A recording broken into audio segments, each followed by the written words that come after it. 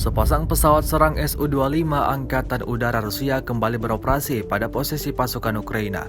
Rekamannya ramai beredar di media sosial Telegram pada Kamis 3 November 2022. Aksi pesawat tempur Su-25 pada posisi angkatan bersenjata Ukraina diketahui berlangsung di dekat Mariinka, wilayah Donetsk. Tampak dalam rekaman, dua jet tempur itu tanpa buang-buang waktu langsung menyerang posisi pasukan Ukraina hingga timbulkan ledakan besar.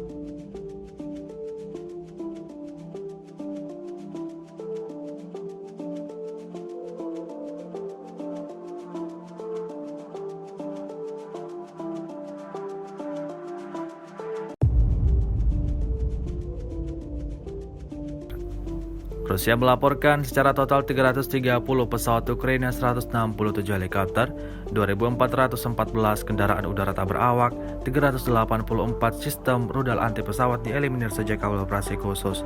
Sementara itu dari kubu Kiev, Kementerian Pertahanan Ukraina melaporkan 800 tentara Rusia dieliminir dalam 24 jam terakhir.